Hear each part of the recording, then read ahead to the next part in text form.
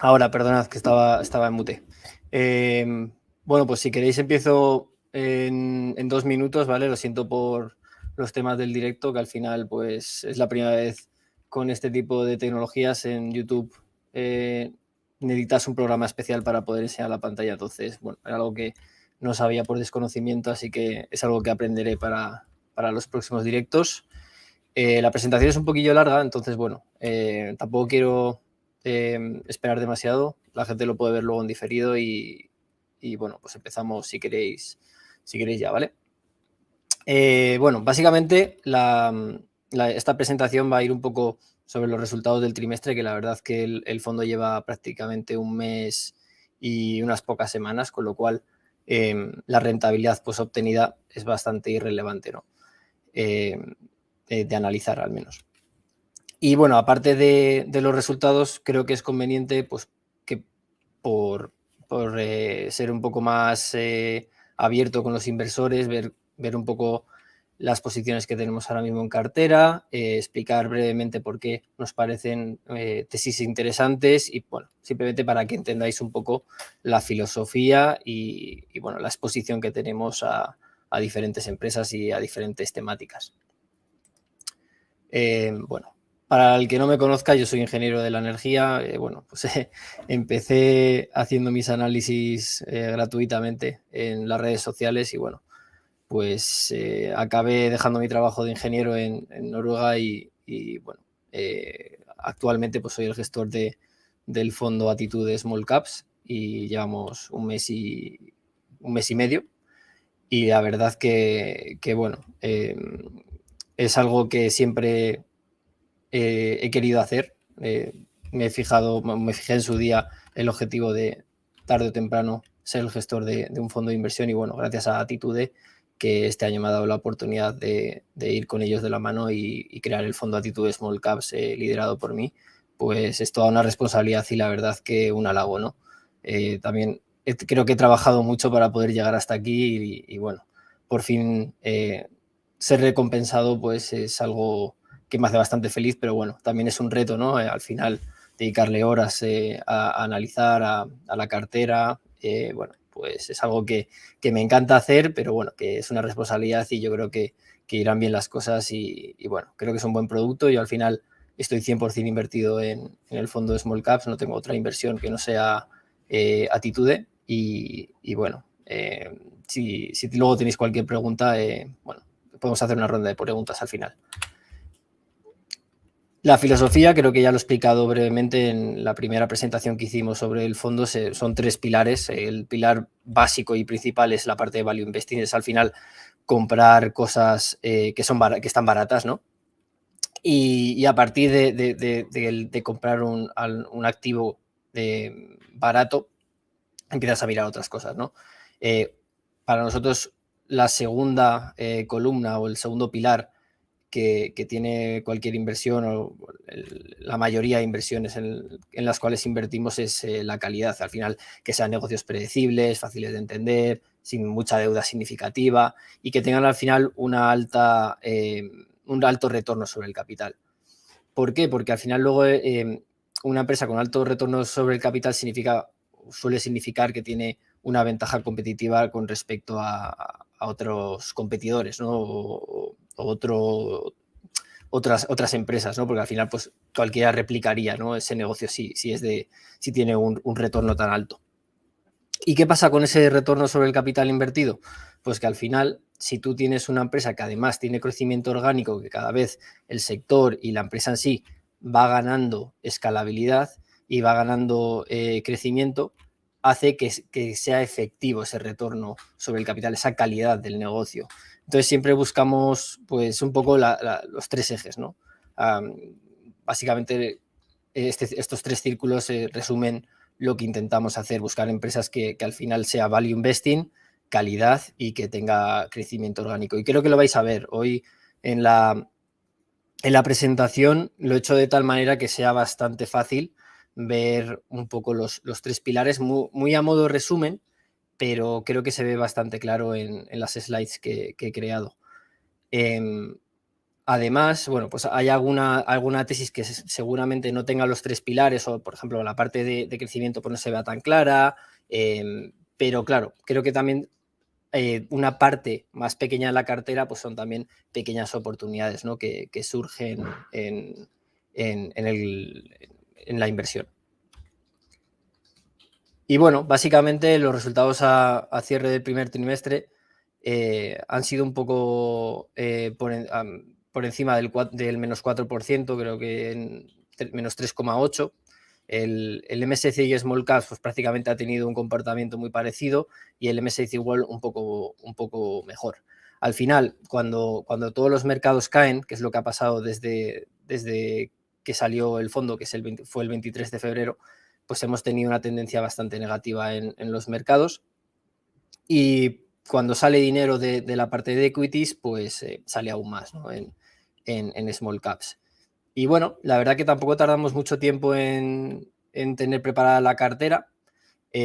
Siempre le pegamos un ojo a la liquidez del mercado y a la liquidez de las posiciones que tenemos, que creo que al final es relevante porque al tener un valor liquidativo diario, pues hace que tengas que tener cierta liquidez, ¿no? Si hay algún reembolso, etcétera. También, bueno, luego por eso también tenemos la comisión de reembolso a favor de los partícipes, pues para poder evitar cualquier daño colateral a los inversores.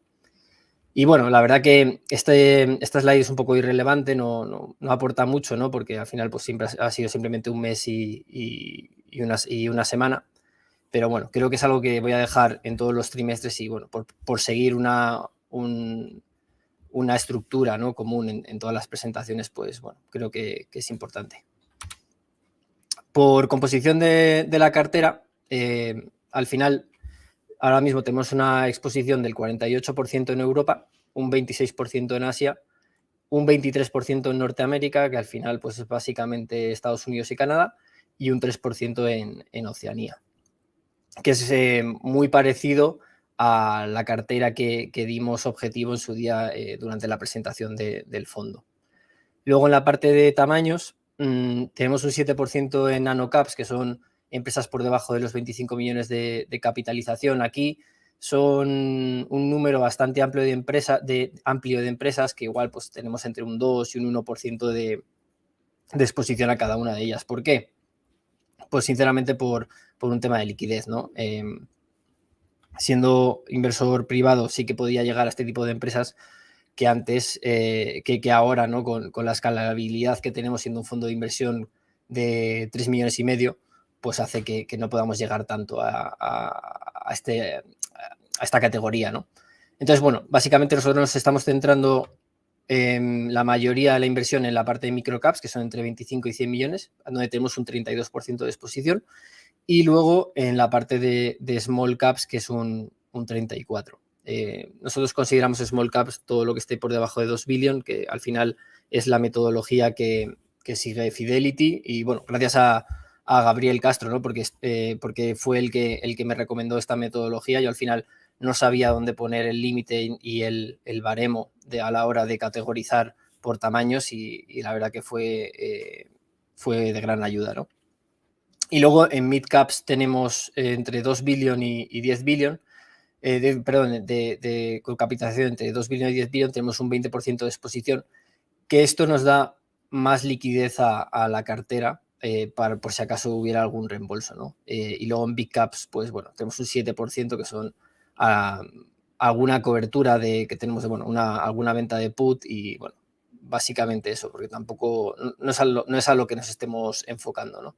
Pero sí que vemos que, bueno, de vez en cuando pues hay alguna oportunidad y la utilizamos en el fondo, porque al final lo que nosotros queremos es obtener una rentabilidad por encima del 7,5% mínimo, esperemos que más, y bueno, pues intentamos picar un poco en todos los tamaños, pero sobre todo enfocándonos en la parte de small caps y micro caps, que es donde nosotros creemos que hay más valor. Tenemos un 48% de exposición, esto va cambiando pues cada día, o a veces pues aumentamos exposición en alguna o la disminuimos. Voy a explicar un poco más en detalle una de las posiciones que tenemos y bueno, las otras simplemente creo que voy a explicar brevemente, ¿no? por qué hemos invertido, porque nos parece interesante. En Polonia tenemos un 15% de exposición. Como ya comenté en la presentación del fondo, creemos que hay una oportunidad bastante interesante en Polonia. Primero, por el tema de la guerra en Ucrania, que ha habido mucho refugiado que se ha tenido que ir a Polonia. Los ucranianos es la minoría, o era la minoría más importante en Polonia antes de la guerra. Entonces creemos que también mucha población inmigrante o refugiados se van a quedar en Polonia en el largo plazo, y eso pues tiene ciertos desencadenantes, ¿no? O ciertos, por así decirlo, favorece, ¿no? El aumento de la población favorece a ciertos negocios que creemos que van a ir bien.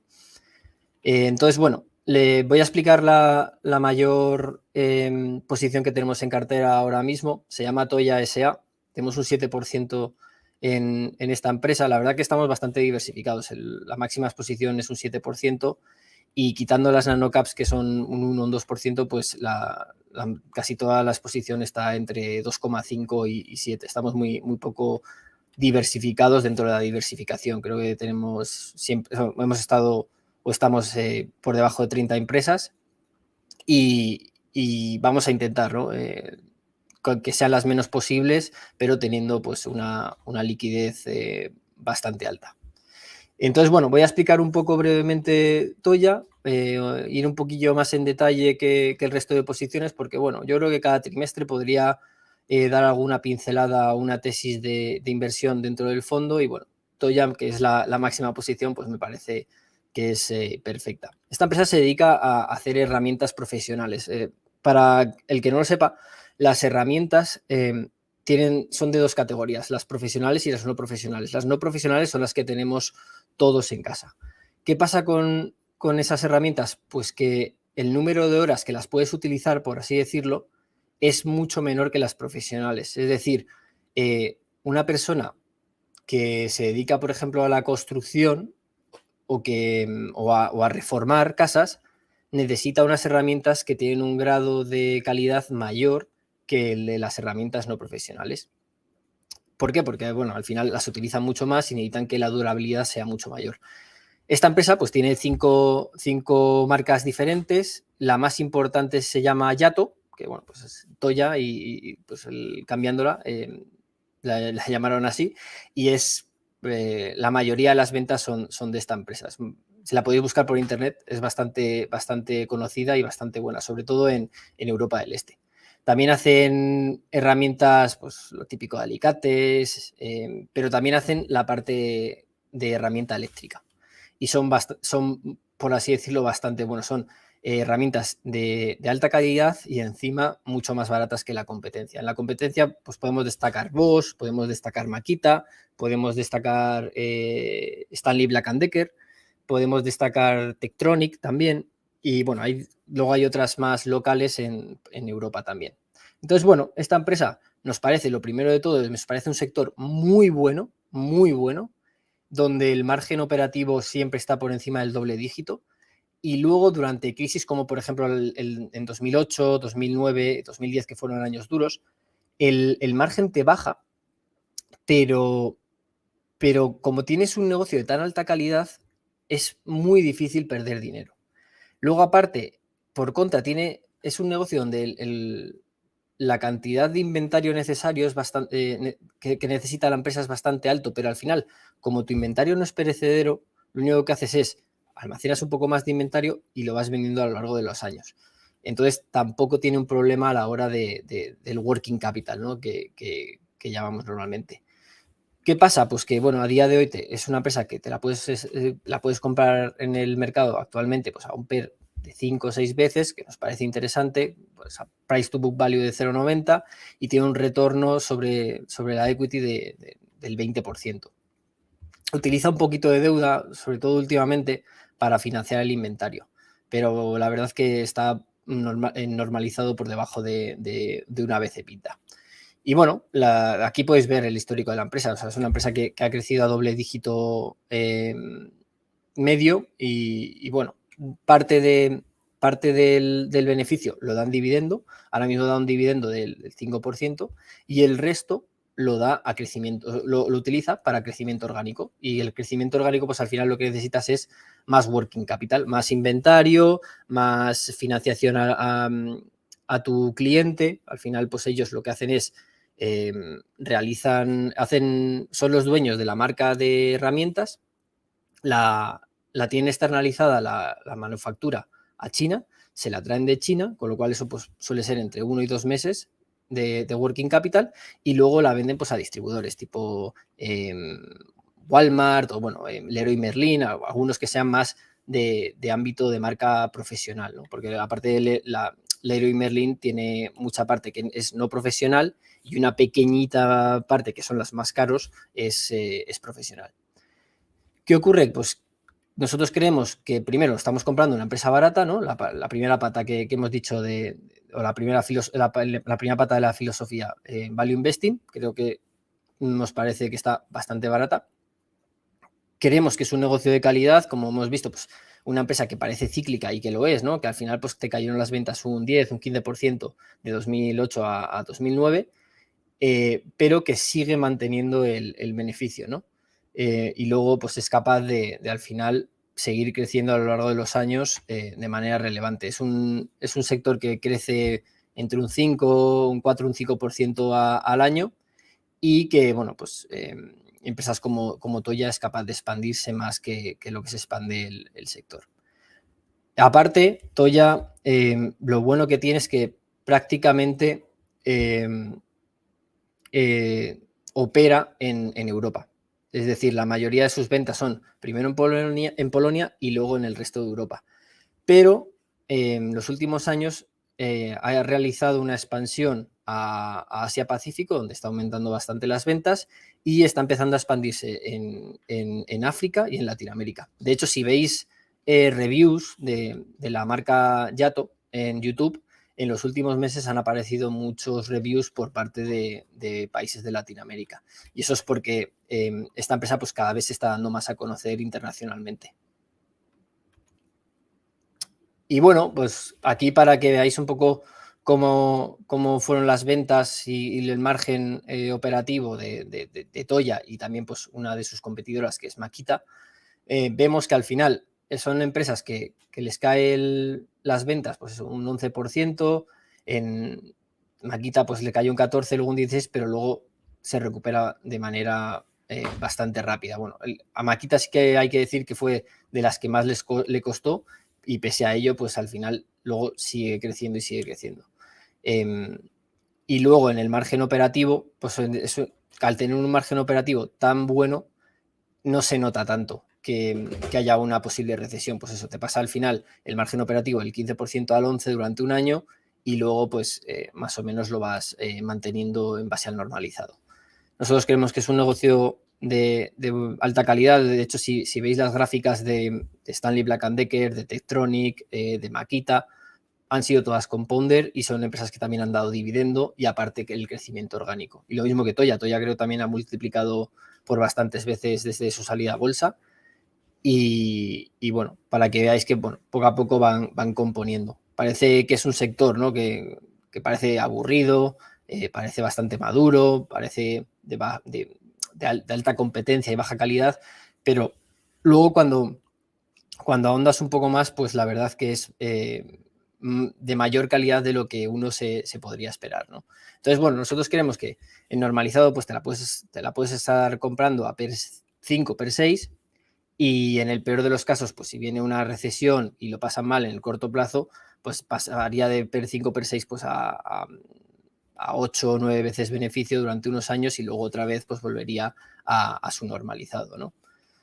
Y bueno, encima, esta empresa que es muy pequeña, son menos de, creo que son 100 millones de market cap, pues creemos que tiene también un potencial de quitarle mercado a otros competidores mucho mayor que, por ejemplo, si invirtiéramos en Stanley Black & Decker, donde pues al final lo que le puede rascar de mercado a Bosch, por ejemplo, pues es prácticamente cero, ¿no?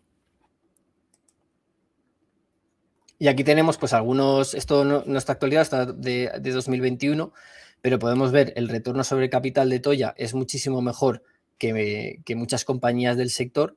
Y esto es porque Toya, algunos también lo hacen, pero Toya externaliza la parte de manufactura. La externaliza en China, conoce a las fábricas que producen de alta calidad de la parte de herramientas y pues se lo compra directamente a ellos. Eso hace pues que pues eso, al final no necesite tanta inversión, ¿no? Para poder operar su negocio. Y luego, si comparamos, por ejemplo, en PER, es un sector que además cotiza normalmente bastante caro, ¿no? Comparado con el resto del mercado. Tectonic, de hecho, creo que ha estado por encima, ¿no? de 20 veces. También falta, bueno, Black & Decker ahora sí que ha tenido, Black & Decker es una situación especial porque ha tenido un problema de money, creo que el management tampoco lo ha hecho bien. También antes producían en Asia y decidieron cambiar la manufactura a Estados Unidos y eso ha hecho que en márgenes hayan perdido bastante y que sean menos eficientes. Y bueno, en los últimos años pues, todas las empresas han crecido prácticamente a doble dígito y bueno, la verdad es que yo creo que Toya es una empresa muy interesante. Si nos fijamos también comparando con diferentes empresas, creo que tiene un potencial tremendo. Tiene toda la expansión a diferentes continentes que todavía no tiene presencia, como África, Latinoamérica y Asia, que bueno, pues puede hacer que fácilmente doble ventas en los próximos años. Y aparte, pues por ejemplo, en España tienen distribuidor, pero es una marca que es muy poco conocida. No la puedes encontrar ni en Leroy Merlin, ni en tiendas parecidas, ¿no? Donde ahí pues a día de hoy solo llega Makita y Bosch y Black & Decker, por ejemplo. La segunda empresa que tenemos en Polonia me parece bastante interesante, se llama Delco. Delco al final es otra empresa muy aburrida, muy aburrida. Es una distribuidora de supermercados y de tiendas de conveniencia en Polonia.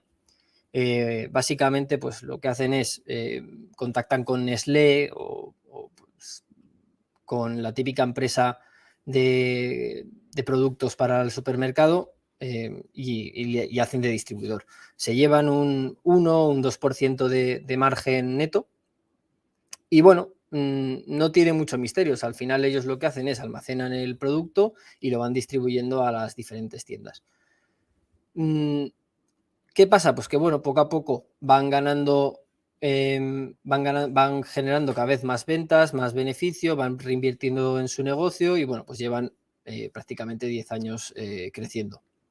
Van poco a poco, el retorno sobre el capital invertido pues es entre el 18-20%, no utilizan deuda, está por debajo del book value, prácticamente te la estás comprando al valor del inventario, es decir, de pues, yo qué sé, lo que valen las pastas de dientes ahí que tienen almacenadas en Polonia, en Varsovia y en diferentes ciudades.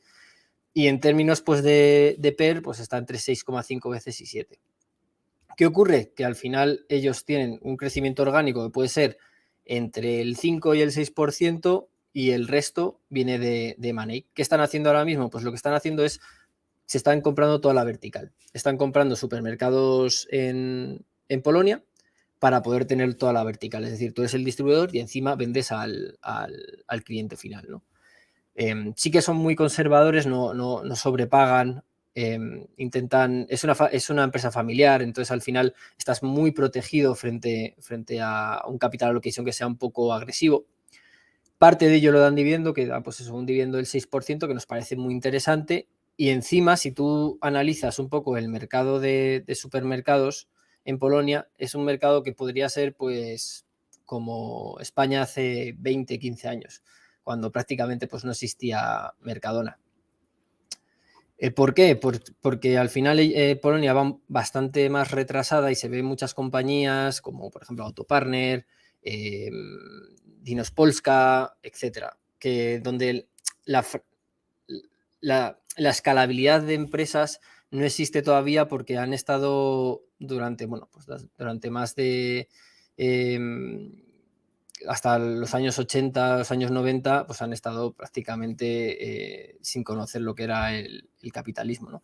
Entonces, bueno, poco a poco se han ido desarrollando y han dado pie pues, a nuevas empresas, ¿no? Entonces, hay mucho por hacer. El mercado, por ejemplo, de distribución y de tiendas de conveniencia es un mercado muy fragmentado donde no existen grandes franquicias. Sí que existe Biedronka y, bueno, un poco Dinos Polska, que va, por ejemplo, también expandiéndose poco a poco, pero donde yo creo que hay un potencial tremendo de crecimiento. No solo, pues, por ejemplo, Dinos Polska, que crece también al 15, al 20%, sino también empresas como Delco. Lo bueno que tiene Delco, pues que al final te estás comprando una empresa muy barata, un negocio bastante defensivo y con un crecimiento orgánico que es bastante importante, en mi opinión. Y como veis, ¿no? Al final lo de las tres patas que he hablado al principio, pues se ven claras, ¿no? En este tipo de empresas. Luego tenemos alrededor de un 7% de exposición en el Reino Unido. Sí que estamos intentando comprar alguna otra compañía, pero bueno, no la vamos a anunciar aquí.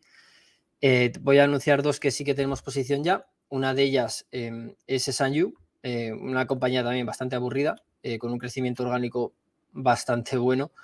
Al final, ¿qué hace Sanyu? Pues Sanyu da financiación para coches de segunda mano, ¿no?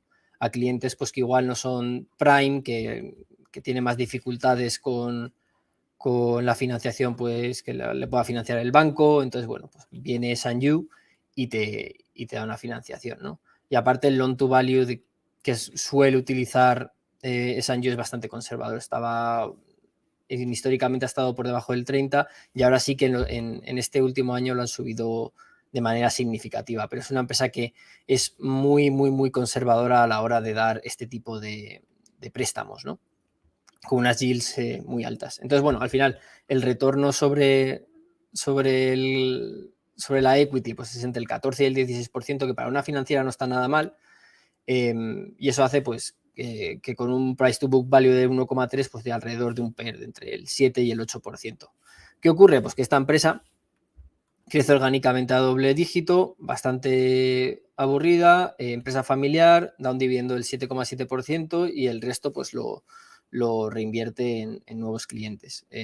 Y ahora, si nos fijamos en los resultados de 2023 que ya han acabado, nos damos cuenta de que están provisionando un 21% de todo lo que deberían ingresar, ¿no? Comparado con un 15% normalizado. ¿Y esto qué significa? Pues que básicamente ellos son muy conservadores a la hora de estar declarando beneficio sobre esos préstamos. Creen que van a tener muchos más o están siendo conservadores y están asumiendo un impago bastante superior a lo que hemos visto en los años anteriores. Es decir, ellos ya están descontando pues que va a haber una, no sé si recesión, pero que va a ser que el mercado pues se va a deteriorar, ¿no? Entonces, y pese a ello, pues está a un PER 7, PER 8, que al final, pues si tú normalizas un poco las provisiones, pues me parece una empresa que es muy interesante, ¿no? Y bueno, yo creo que aparte, Sanyu, no sé si cotiza alrededor de 200, 300 millones de market cap, pues tiene un crecimiento potencial orgánico bastante alto. De hecho, también están diversificando entre diferentes préstamos y ahora lo que están haciendo es dar préstamos de hipotecas, ¿no? Es decir, si tú, por ejemplo, quieres comprar una casa y quieres vender tu casa antigua y para poder comprar la casa nueva necesitas vender la antigua, pues ellos dan lo que se llama un bridging loan que financia, ¿no? ese cambio entre una hipoteca y la otra, porque al final pues el banco te intenta dar, bueno, el banco no, el prestamista te intenta dar una solución a que tú, pues por ejemplo, te quieras cambiar de una casa a otra, ¿no? Que no tengas que esperar a vender una para poder comprar la otra. Entonces, bueno, estos préstamos a corto plazo, pues es lo que está también dando Sanyu, que la verdad que le está dando un rendimiento bastante alto y creciendo por encima del 10% holgado. Luego tenemos otra empresa que es un poco más diferente. Se llama Cakebox. Cakebox es una empresa de franquicias para tartas online. Básicamente el concepto es, esta empresa en menos de una hora te tiene preparada una tarta de cumpleaños o de lo que sea, personalizada, y te la trae a casa en menos de una hora. Parece una tontería, ¿no? de franquicia, pero al final es bastante efectiva, lleva creciendo durante los últimos 8 años y con unos retornos sobre el capital muy significativos. Ha tenido también algún evento en el corto plazo, ¿no? Que ha hecho que la acción se caiga por encima de un 70%. Y es que pues el CEO vendió una parte relevante de sus acciones, luego encima tuvieron un escándalo de contabilidad de que el auditor pues dejó de ser el auditor porque había algún fallo contable en alguna partida, de manera que no era significativa, eran un par de miles de libras, pero bueno, al final echaron al CFO, que yo creo que se le quedó un poquillo grande el trabajo, por así decirlo. Al final era una empresa familiar y bueno, pues que venía de la nada y pues ha pasado de venir de la nada a estar cotizada. Y bueno, han decidido poner a un CFO que sea más acorde al puesto, ¿no? Y de hecho es un señor que viene de Domino's Pizza y bueno, se ha incorporado este mes actualmente, o sea, ha sido hace 2 semanas. Y bueno, es una empresa que ha crecido a doble dígito, da un retorno sobre el capital invertido por encima del 35% y tampoco es que esté especialmente barata, está un PER 10. También tiene un problema de que al final no es el consumo no es defensivo y creo que ya lo hablé en alguna otra entrevista, es un poco, hay que tener un poco cuidado con este tipo de empresas porque son las que más van a sufrir de cara a la inflación. Al final, los bancos centrales lo que buscan es frenar un poco el consumo, ¿no? Que es lo que está generando toda esta inflación. Y justamente, pues, Kbox es una empresa de consumo. Entonces, bueno, creo que en el largo plazo es un concepto que tiene sentido. Cada vez van abriendo más tiendas. Lo que hacen es, ellos son una empresa que tiene franquiciados por todo el Reino Unido y tú puedes pedir, por ejemplo, la tarta online y te la llevan al franquiciado y ahí tú la puedes recoger o también te la pueden llevar a casa, depende de cómo quieras. Y bueno, los franquiciados pagan a Kbox porque ellos al final producen toda la base de la tarta, sí que se la personalizan los franquiciados, pero toda la parte de materiales se lo vende Kbox. Entonces, bueno, gana gracias a venderle su producto y también a los royalties. Y bueno, yo esto sinceramente lo veo una oportunidad bastante buena. Creo que hay un catalizador bastante importante y es que si os vais a la edad de todos los directivos que hay en la empresa, todos sobrepasan, o la mayoría sobrepasan los 65 años, entre ellos el fundador. De hecho, el fundador vendió una parte relevante justo antes del escándalo de la contabilidad. Y yo creo que al final eso, más que es una franquicia, que se suele ser bastante común que haya mucha OPA, pues creo que puede verse opada, ¿no? En los próximos años, la verdad. Pero bueno, al final tenemos un 2,5% de exposición. Nosotros lo solemos categorizar en 3 tiers. Tier 1, que es alrededor del 6% o más, que nos parece que tenemos una alta convicción y aparte creo que hay un beneficio riesgo bastante alto. Y luego tier 2, que son alrededor del 4%, que bueno, pues sea porque igual es menos defensiva o porque igual no tiene tanto potencial o porque no tenga tanta liquidez, pues en las posiciones un poco menor, y luego un 2%. Y bueno, Kbox seguramente si no estuviéramos en las condiciones macroeconómicas que estamos ahora con la inflación y que sinceramente pues creemos que puede sufrir en el corto plazo, pues tendríamos más exposición de la que tenemos ahora mismo, que sea alrededor del 2,5%. Y bueno, por acabar la parte de Kbox, sí que en el H1 de 2023, que bueno, todavía el año ha acabado el año ahora en marzo, su año de 2023, pues ha sido bastante flat, ¿no? Entonces, bueno, también ha sufrido también en márgenes, le ha bajado un poquillo el margen y bueno, aún pese a todo está a un PER 10 que nos parece, bueno, un múltiplo bastante interesante dentro de la calidad del negocio y de que ya de por sí estamos comprando una compañía con unos márgenes que seguramente no sean los normalizados. Luego tenemos exposición a España y Portugal alrededor del 7,5%. Mucha gente dice, no, en España no hay oportunidades. Yo también pensaba igual, pero al final, pues mirando compañía a compañía te das cuenta de que sí lo hay, ¿no? Sí que hay ciertas compañías que están baratas. Alguna de ellas las tenemos en seguimiento, no hemos iniciado posición en ellas porque, bueno, les falta igual un poquito de potencial para poder entrar, pero otras pues sí que nos parecen actualmente interesantes, ¿no? Una de ellas es Occident, o bueno, el nuevo nombre que le han puesto a Catalana Occidente, que al final, para el que no sepa lo que es Catalana Occidente, o bueno, el que crea que lo sepa, igual está un poco equivocado, es un mix entre un banco y una aseguradora tradicional. Todos sabemos que Catalana Occidente es una aseguradora, pues eso, de automóvil, de casa, de salud, etcétera, pero hay otra pata del negocio, que es el 50% de la compañía, que se dedica a ser un asegurador de crédito a corto plazo. Y eso es, pues, por ejemplo, una empresa que tiene un proveedor y pues quiere 100% saber que le van a pagar, ¿no? Ese working capital, ese pago pues que todavía el proveedor no le ha... No, el proveedor no, sí, por ejemplo, el proveedor, tú puedes ser el proveedor de una empresa y pues al final tú le mandas el inventario y te tienen que pagar, ¿no? Esa empresa. Pues hay una manera en la cual hay ciertas aseguradoras que te aseguran ese pago, ¿no? Ellos son los que dan la cara a la hora de que ese pago pues, se vaya a realizar, ¿no? Y luego, si no ocurre, pues van detrás del que ha impagado a poder cobrar, ¿no? Ese payable, por así decirlo. Y bueno, eso es lo que hace prácticamente Catalana.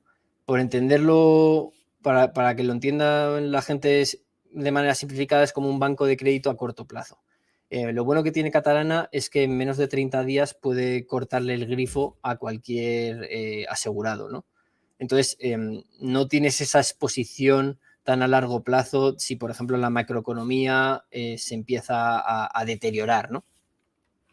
Entonces, bueno, es una empresa que te da un ROE, tiene un ROE de entre el 13 y el 15% y actualmente pues está a 7 veces beneficio.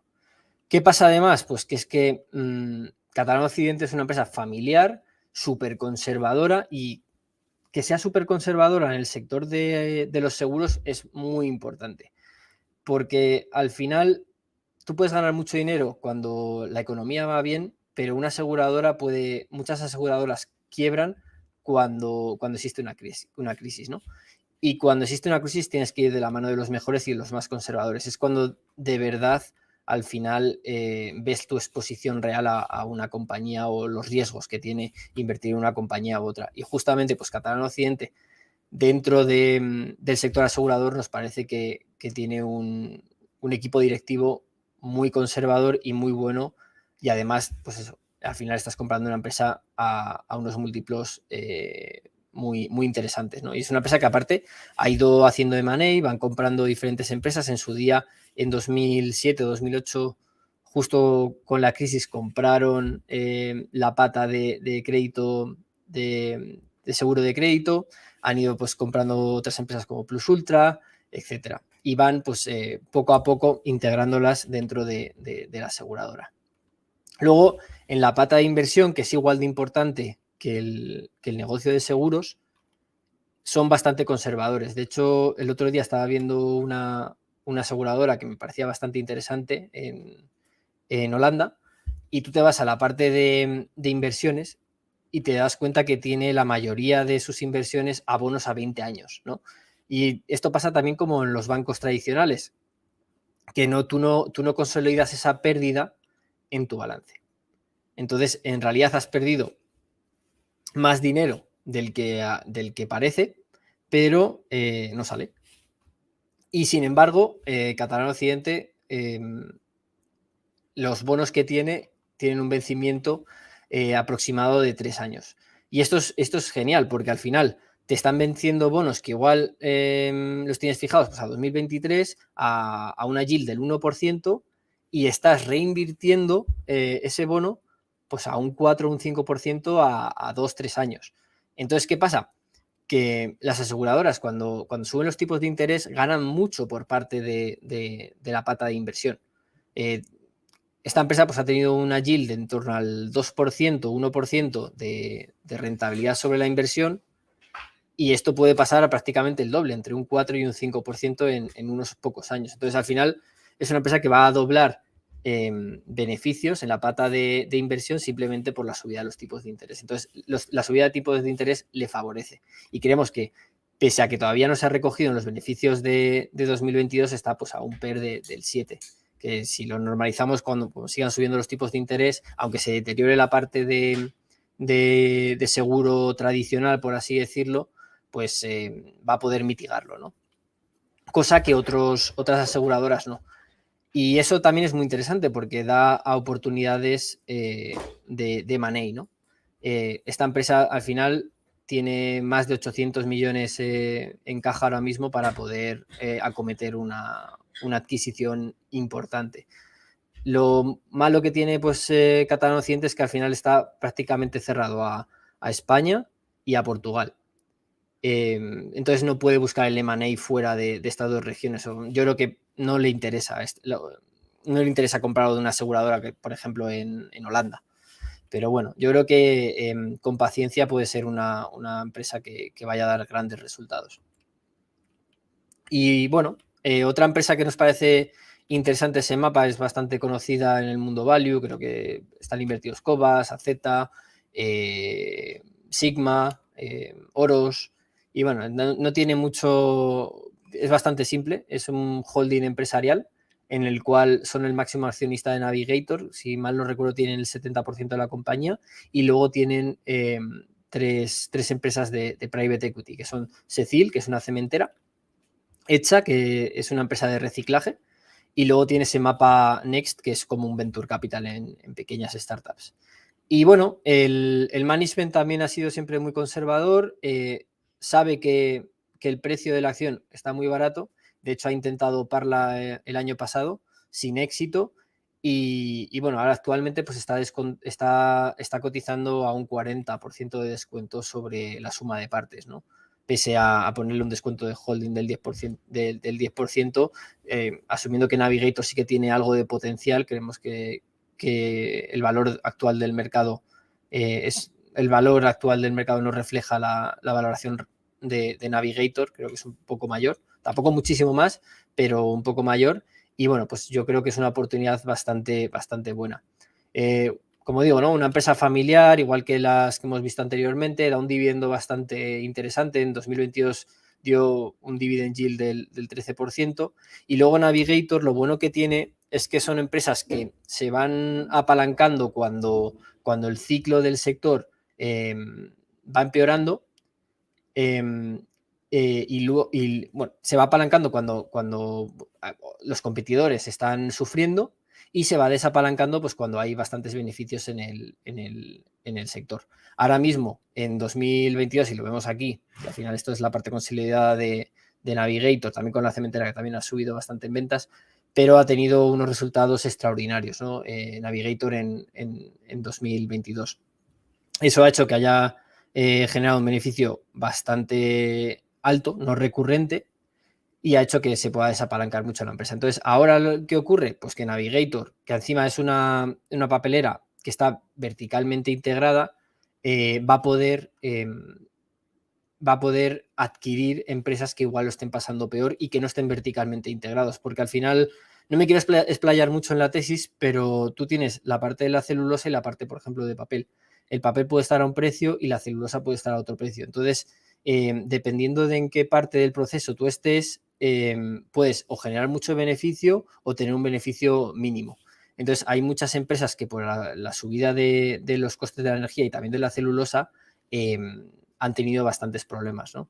Y bueno, eso es una oportunidad pues, para empresas como Semap, como Navigator, de hacer M&A. De hecho, el año pasado compraron una empresa en España. Y bueno, nosotros creemos que al final, pues creo que está cotizando ahora mismo en torno a 14 euros. Mínimo es una empresa que podría valer entre 18 y 19, da un retorno al accionista bastante relevante y bueno, pues simplemente hay que sentarse y esperar, ¿no? A que o la open o el precio pues se revierta, ¿no? Porque al final, pues bueno, estar sentados en una compañía que te da un dividendo pues en torno a prácticamente el doble dígito cuando nosotros esperamos tener una rentabilidad anualizada en el fondo de en torno al 7,5%, o sea, superior al 7,5%, pues bueno, nos parece interesante. Un momento de agua. Y bueno, luego tenemos Francia, un 6% de exposición. Voy a intentar ir un poco más rápido porque si no nos vamos a ir por las ramas. Grupé Guillín, creo que es una empresa súper aburrida, igual que las de Polonia. Se dedica a hacer envases de plástico y cartón para los supermercados. Sobre todo se dedica a la parte de envasado fresco. Es decir, las carnes, pescados, frutas, verduras, todo lo que no viene desde una marca en sí, sino que cada supermercado pues te ofrece sus propias manzanas con su propio envase y demás. O por ejemplo la parte de ensaladas. ¿Qué pasa? Que esta empresa pues utiliza plástico no reciclable, plástico reciclable y cartón. La parte de plásticos es alrededor del 70% y la parte de cartón en torno al 30%. Al principio esta empresa era 100% de plásticos, pero gracias a las adquisiciones que ha ido haciendo a lo largo de los años se va diversificando, no solo en la parte de productos, sino en la parte de material utilizado. Al final, si un plástico es reciclable o no reciclable, no importa tanto, no le importa tanto a Grupo Guillín, sino al cliente. El cliente es el que decide qué tipo de material utilizan. Entonces, si el tema que hubo aquí es que al final, a partir de 2019, hubo cierto miedo por parte del mercado de que se fueran a prohibir los plásticos, pero es algo que, bueno, yo soy ingeniero de la energía, pero trabajé algunos meses en la parte de sostenibilidad en Noruega para la universidad y sé bastante de lo que hablo, ¿no? No existe un material alternativo al plástico para el tema de conservación, o sea, el cartón no puede, no puede ser el material utilizado para, por ejemplo, el pescado o la carne, porque no tienen las condiciones necesarias. Y bueno, yo creo que viviremos, ¿no? con el plástico y yo creo que la tendencia será a utilizar plástico reciclable, que al final pues, va a ser algo más caro, pero que lo tendrá que pagar el consumidor, ¿no? Y bueno, es una empresa que en términos de retorno sobre el capital no me parece un poco justa, no da un retorno demasiado alto, entre el 11 y el 14. Sí que está un poquito apalancada, a torno una vez EBITDA, bueno, va dependiendo de las adquisiciones, pero bueno, ahora mismo creo que está a unos múltiplos y a un precio muy interesante, ¿no? Un PER entre el 7-8 veces y encima con unos márgenes que han sufrido bastante. ¿Por qué? Porque al final te ha subido el precio del plástico en los últimos meses debido a la subida del petróleo. Ahora que parece que va a caer el petróleo y que se ha pegado un bajón bastante relevante, pues es una empresa que lo hará bastante bien. Entonces, bueno, hay que un poco normalizar ese margen y bueno, pues estamos hablando de una empresa que está muy barata. Luego encima ha hecho 2-3 adquisiciones en los últimos años y alguna de ellas todavía ni siquiera está consolidada dentro del P&L. Y bueno, es una empresa también familiar, que al final pues vas de la mano de la familia Guillín, que te da un 4% de dividendo, que no está mal, y bueno, pues el resto del free cash flow que gana lo invierte en nuevas compañías, sobre todo, o sea, en M&A, en un mercado que está bastante fragmentado todavía. El tema del embalaje es bastante interesante porque son como pequeños oligopolios o monopolios regionales. Es decir, tú, por ejemplo, puedes estar en Aranda de Duero y allí tienen una fábrica de embalaje para los supermercados de Aranda de Duero y al final no puede venir otra empresa a poner a hacerte la competencia. ¿Por qué? Porque al final no hay hueco, ¿no? para dos fábricas o dos empresas de embalaje.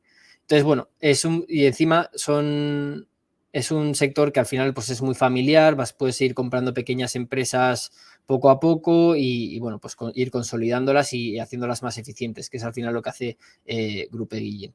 Y bueno, pues yo creo que todavía queda mucho todavía por crecer a base de M&A y un poco de orgánico, que es entre el 1 y el 2%, que es básicamente la inflación. Luego tenemos Itelink, que es una consultora de informática, sobre todo está enfocada en la parte de automóvil y transporte y logística. Ha dado un guidance bastante bueno, hizo una adquisición a final de año que todavía no está consolidada en el P&L y bueno, pues ha dado una estimación de ventas para 2023 de entre 73 y 75 millones. Creo que el margen operativo está un poco por encima del normalizado, creo que le ha favorecido bastante toda la digitalización que ha habido desde el COVID y bueno, no es una empresa que esté especialmente barata, está a 11, 12 veces beneficio, pero creo que el management es muy bueno, tiene un crecimiento orgánico de doble dígito que muchas veces no necesitas crecer con M&A, es una empresa que de por sí ya crece orgánicamente y eso es genial, ¿no? Porque al final el ROI que tienen las compañías de consultoría informática es simplemente contratar a más empleados, no necesitas invertir en nada más. Entonces el retorno sobre el capital es súper alto. Y bueno, ahora mismo no sé cuánto cotiza exactamente de market cap, pero el 20% lo tiene en caja neta y es que estoy seguro de que lo van a invertir en M&A, ¿no? Lo único que, bueno, pues tampoco quieren sobrepagar, saben que ahora los múltiplos en la parte informática son bastante altos y bueno, pues esperarán la oportunidad, yo creo.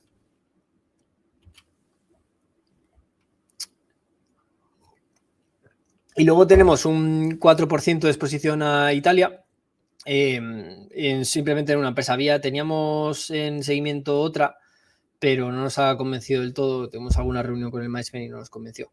Pero bueno, Indelby se llama, la empresa en la que estamos invertidos. Es una empresa que hace neveras y refrigeración portátil.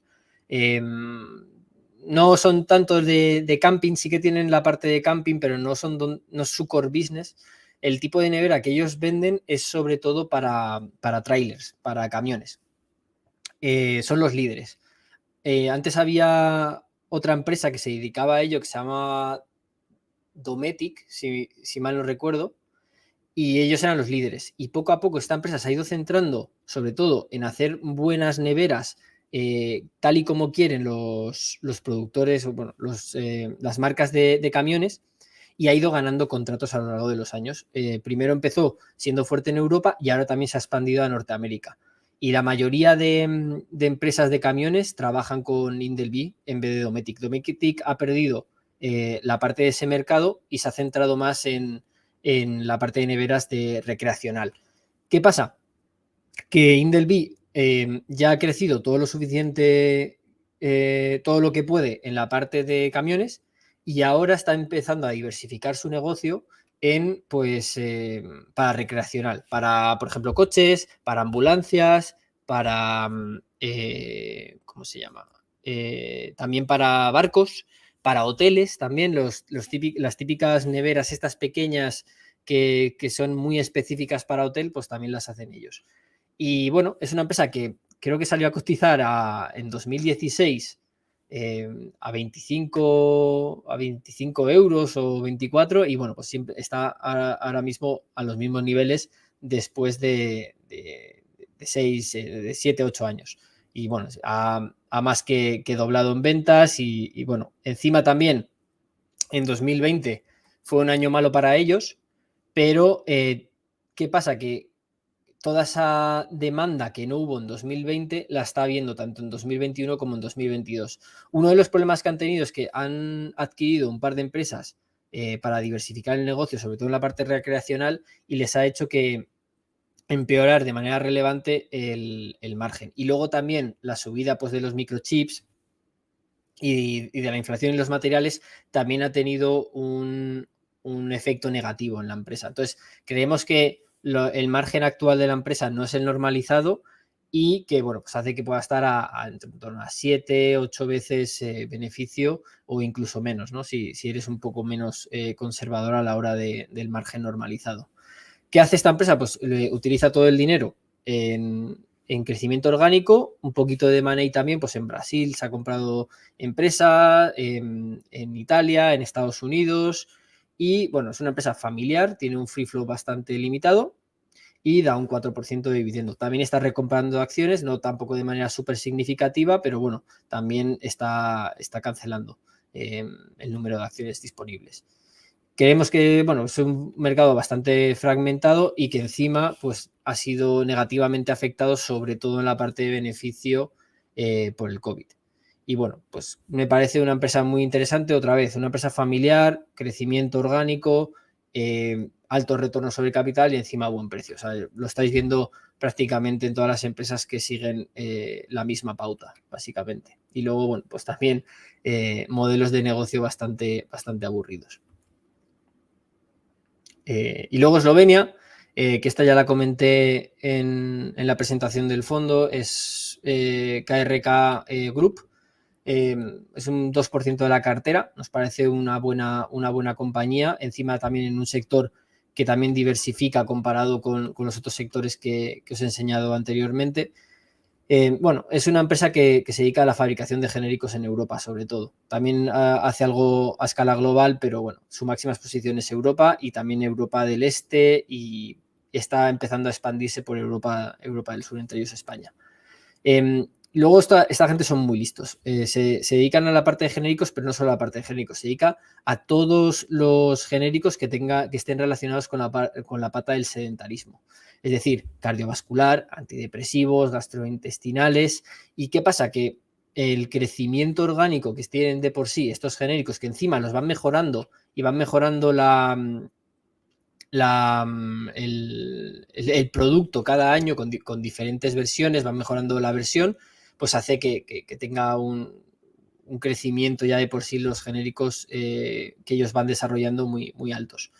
No es una empresa familiar en este caso, de hecho el Estado tiene una parte relevante de las acciones, da un 5% de dividendo, da otro 2-3% a recompra de acciones y el resto lo utiliza como crecimiento orgánico. Va desarrollando nuevos productos y va mejorando los productos ya existentes. Aparte, la empresa tiene un 30% de caja para hacer M&A y crecimiento orgánico. ¿Qué pasa? Que son bastante conservadores, la verdad.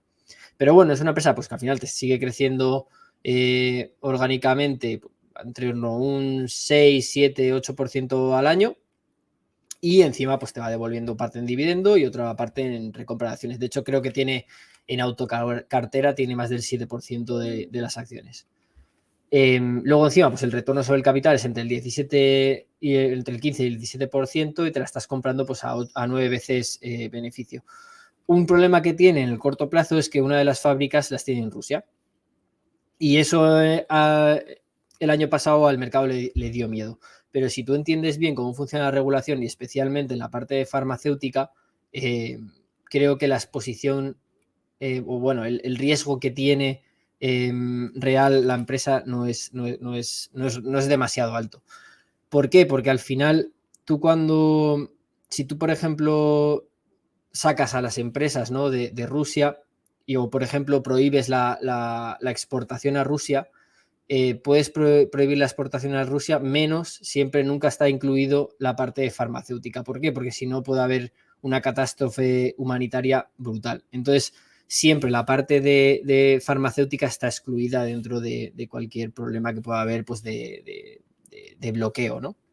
¿Por qué? Porque es que al final, si tú la fábrica que tienes en Rusia, pues la quitas y no puedes distribuir a países pues como Georgia, etcétera y tal, y tienen un problema de genéricos y que no tienen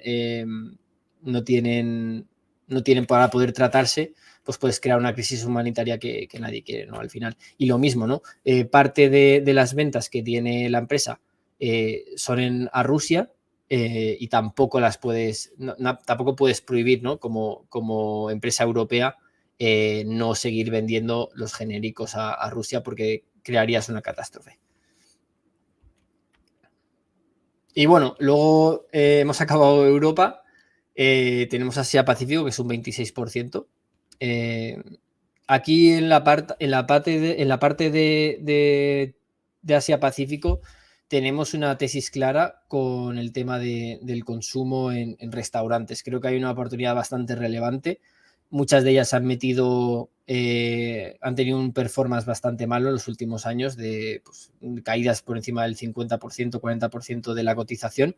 ¿Por qué? Porque en el corto plazo, con todas las restricciones que ha habido de COVID, han sufrido mucho. Una de ellas, pues por ejemplo, Tampalas. Tampalas tiene 40 restaurantes en Hong Kong y en China y pues se ha visto muy afectado por todas las restricciones. Al final te la estás comprando a un PER normalizado de 6 veces, con un 50% de lo que vale la empresa lo tienen en caja neta y te da un retorno sobre la equity del 22%. Si, como podéis ver, pues antes del COVID estaba creciendo a doble dígito alto, una empresa familiar que encima te da un 5% de dividendo actualmente, y luego creo que normalizado pues te puede dar hasta un 15% o por encima de un 15% de dividendo normalizado. Para mí este tipo de empresas, yo creo que es simplemente sentarte a esperar que se normalice toda la demanda de catering y de restaurantes en China, que vuelva, pues, por ejemplo, el turismo, que los chinos vuelvan a Hong Kong, que haya más movimiento, ¿no? en toda esta región que ha sido muy castigada, ¿no? por todo el COVID. Y bueno, creo que al final también ha habido muchos restaurantes que han cerrado porque lo han pasado mal, y creo que hay mucha demanda reprimida que quiere volver a gastar, ¿no? En los restaurantes.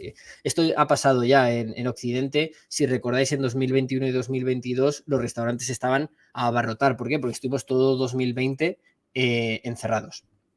Entonces creo que de la manera en que nosotros nos comportamos, pues también se van a comportar en Asia tarde o temprano. No sé si tardará un año en normalizarse, 2 años o 3, pero bueno, creo que al final, pues en el largo plazo son empresas muy, muy interesantes. Otra de ellas es Agisen, que es bastante más grande que Tampalas, y estos se dedican a la parte de Tampalas es más un restaurante para la clase media. Sin embargo, la parte de Agisen es como si fuera una franquicia de noodles, ¿no? Tienen noodles japoneses y ramen, y bueno, es una empresa que pues está también a un PER normalizado de 6 veces, encima son aún más conservadores con la caja, prácticamente cotiza al valor de la caja actual y tiene un retorno pues sobre la inversión del 22%, ¿no? Creo que el problema que tiene Agisa es que son demasiado conservadores. Al final, y he hablado con el management, les gusta tener mucha parte del beneficio que ganan en caja, pero por contra, pues por ejemplo, cuando lo han pasado mal durante todos estos años, han seguido dando dividendo. De hecho, ahora mismo está dando un 8% de dividendo, cuando el año pasado pues perdieron de manera relevante, ¿no?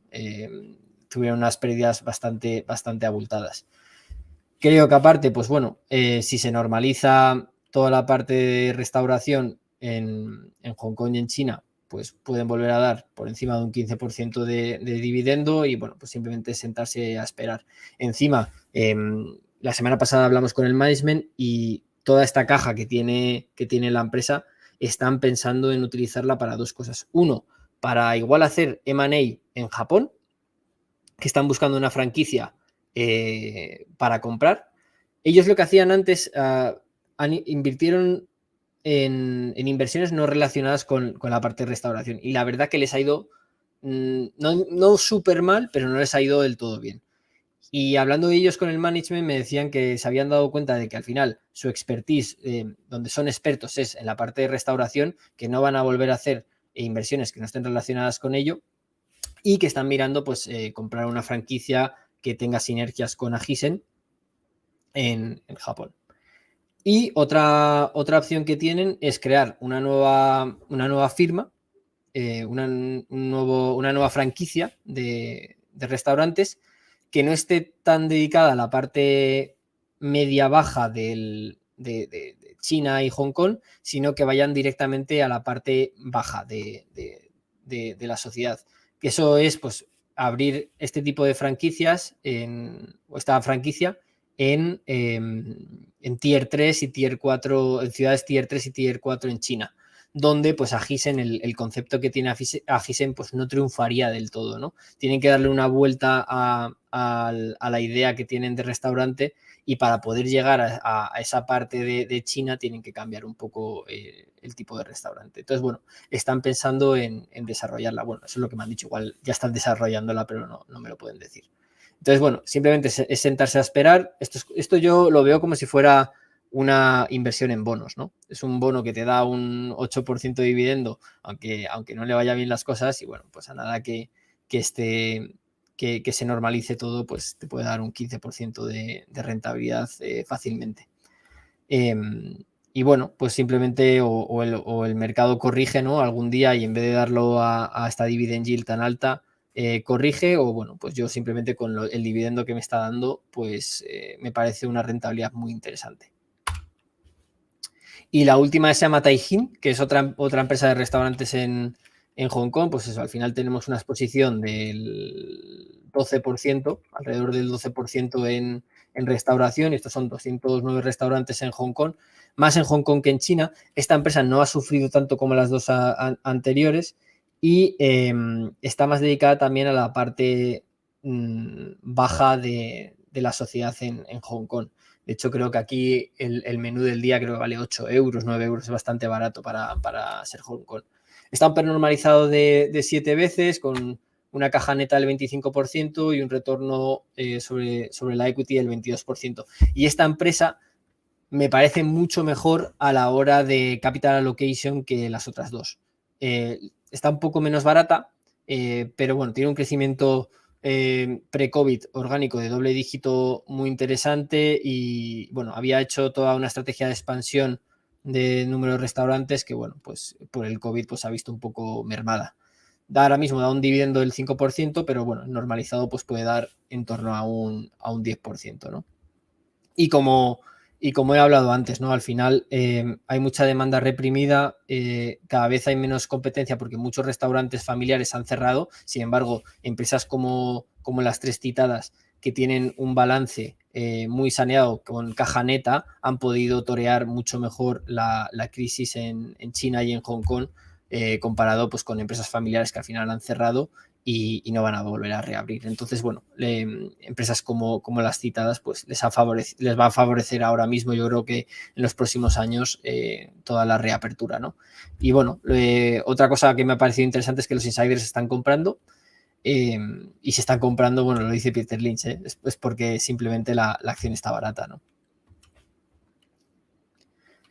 Bueno, otra empresa sí que es más industrial, se llama Tianchan. Es una empresa súper pequeña, está cotizando a 3 veces PER, y esta empresa lo que hace es parecida a Grupo Guillín, pero no tiene el mismo uso del plástico. Ellos producen piezas de plástico, pero de máxima precisión. Entre ellos hacen los cigarrillos electrónicos Blue, que son para Imperial Brands, si mal no recuerdo. Y luego también plásticos para piezas industriales, pues puede ser para la parte de un coche, para la parte de aire acondicionado, por ejemplo, etcétera. Bueno, yo creo que es la compañía más barata en la que me he encontrado. Está a 3 veces beneficio, con un retorno sobre la equity entre el 12 y el 15%. La verdad que está bastante bien, y está creciendo pues a doble dígito. Sí que se le mermó bastante las ventas durante 2020, porque hubo pues, la parte del COVID, y luego también la parte de transporte marítimo les fastidió bastante. Y bueno, aún así, pese a todo, han estado invirtiendo muchísimo de su free cash flow y de su beneficio en CAPEX durante los últimos años, y ahora tienen una capacidad instalada para doblar ventas si quieren. De hecho, parte de las fábricas las están alquilando a otra empresa hasta que necesiten esa capacidad. Y bueno, parte de lo que generan de beneficio lo dan dividendo, que da alrededor de un 5%, pero esta es una compañía que no me extrañaría que un año pues te pueda dar un dividend yield del 30%. ¿Por qué? Porque al final es una empresa saneada con un balance bastante robusto, muy barata y que no necesita CAPEX en los próximos años. Entonces, al final, puedes dar un dividendo pues, de 30 o un 20% fácilmente. Entonces, bueno, simplemente sentarse a esperar y poco más. La verdad que muy interesante, un 3% de la cartera. Lo único que pasa es que es un poco más ilíquida y, bueno, pues creemos que un 3% de exposición es lo adecuado. Luego tenemos Plover Bay, que también la expliqué en la presentación del fondo. Es una marca de SD-WAN. La empresa al final vende pues, unos dispositivos que sirve de redes de comunicación que sirve pues, para poner en la misma frecuencia diferentes canales, ¿no? Tú, por ejemplo, una empresa que está de televisión que está grabando pues, en Nueva York y tiene que conectar el sonido pues con Chicago, pues todo tiene que estar en la misma frecuencia para que vaya fluido, ¿no? Entonces, bueno, esta empresa lo que hace es, se dedica, son como routers que se utilizan para diferentes cosas. Puede ser también para, por ejemplo, conectar un router con Starlink de Tesla. Y es un sector que está creciendo a 20-30% anualizado en los últimos años. Ha cambiado bastante el sector. Antes toda esta tecnología la hacían las telecomunicaciones, pero ahora tú como empresa te puedes comprar el dispositivo y modificarlo tú mismo, toda la red de comunicación. Entonces, la parte de hardware hay que decir que es bastante commodity y donde las empresas realmente dan un valor añadido es en la parte de software. Es decir, la optimización, pues, por ejemplo, de poner en la misma frecuencia las redes, de dar diferentes servicios y de diseños a la red que tú tienes, etcétera. ¿Qué pasa? Pues que, bueno, al final esta empresa es un pelín más diferente comparado con el resto. Sí que está a un PER o a 13, 14 veces beneficio, que seguramente sea la empresa de las más caras que tenemos en cartera, pero tiene un retorno sobre la equity del 55%. Aparte, de la parte de ventas, entre un 20 y un 25% es recurrente de la parte de mantenimiento y de garantías que da la empresa. Porque esta empresa tú te venden el dispositivo, que es bastante caro, pero luego te dan una licencia para la parte de software. Y hay otra empresa que, por ejemplo, es la competidora, que se llama Meraki, que está dentro de Cisco, que también hace lo mismo, pero es obligado que tú tengas que pagar por la licencia. Y si no pagas por la licencia, el hardware deja de funcionar. Sin embargo, en Plover, tú, si no pagas, por ejemplo, la licencia de suscripción, en la cual también es más barata que Meraki, puedes seguir utilizando el dispositivo. Seguramente pues, no tenga todas las funcionalidades, pero este tipo de modelo de negocio y de venta favorece, pues, por ejemplo, a las pymes, que igual pues, no se pueden permitir un Meraki, que es mucho más caro y no pueden pagar la suscripción ni la licencia anual. Esta empresa pues tiene una caja neta que es en torno al 10% de la cotización, es bastante buena a la hora de dar el dinero de vuelta al accionista, da un dividendo entre el 6 y el 7% y es una empresa familiar. Esta es la típica empresa que también puede ser carne de OPA. De hecho, en el sector se han pagado pues PER 14, PER 40, PER 50 por este tipo de compañías y yo creo que igual tarde o temprano pues sea OPADA. Y bueno, luego otra así un poco más también manufacturera es una empresa que se llama Winos Holdings, que se dedica a la parte de acero inoxidable. Hemos visto Tianchan, que se dedica a la parte de plásticos de máxima precisión, y estos se dedican al acero inoxidable de máxima precisión. Son tan buenos en el acero inoxidable que se dedican a hacer los relojes de lujo suizos que sean de acero. Entonces, al final, no es tan commodity como parece, es una empresa que es manufacturera, pero no es tan commodity. Y eso también pues, lo reflejan los márgenes y los retornos sobre la equity y sobre el capital. Luego, aparte, se ha ido diversificando a lo largo de los años en otros segmentos. También hace móviles, pues, por ejemplo, para Apple, para Oppo, pues para muchas empresas que están en Shenzhen, porque ellos al final la fábrica la tienen en Shenzhen. y también hacen joyas de acero inoxidable.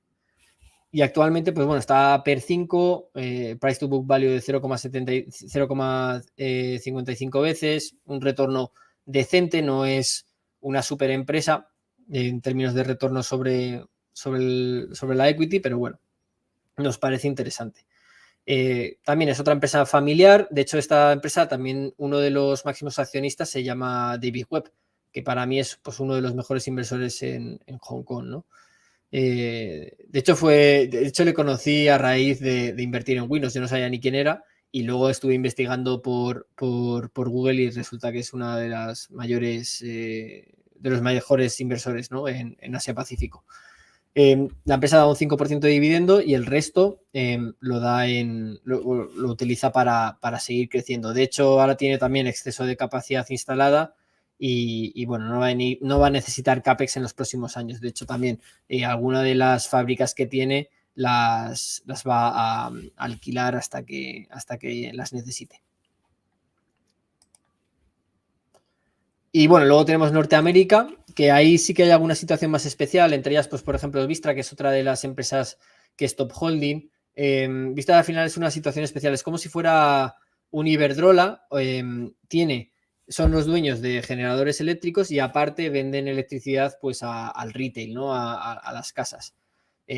Lo bueno de estar en los dos lados del negocio es que al final tú puedes hedgear el precio de la energía a la hora de producirlo y el precio de la energía a la hora de venderlo. Y eso hace que tengas menos volatilidad a la hora de tener beneficios. ¿Qué pasa? Que es una situación especial. En 2021 tuvieron un problema con una tormenta en las cuales se congelaron los depósitos de diésel y no pudieron satisfacer la demanda.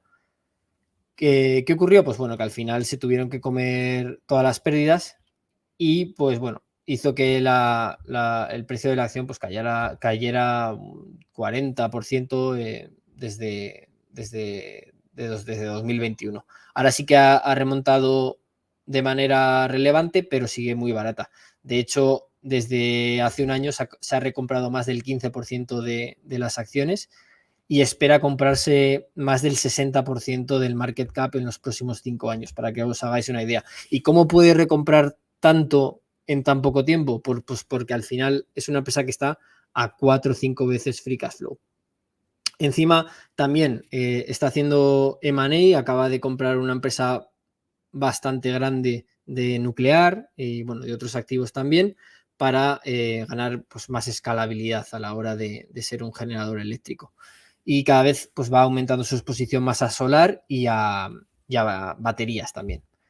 Y también, ¿qué ha hecho en el último año? Pues mira, veía que el precio de la energía se había disparado y lo que hizo fue hedgear ese beneficio. Dijo, oye, no quiero jugar aquí a ser el trader en los próximos años, creo que hay una rentabilidad bastante alta si fijo ahora mismo los precios de la energía, tanto en la parte retail como en la parte de generación, y ha fijado el 75% de sus ventas, las ha fijado hasta 2026. Es decir, ellos básicamente saben lo que van a ganar prácticamente en 2023, en 2024, en 2025 y mayor o menormente en 2026.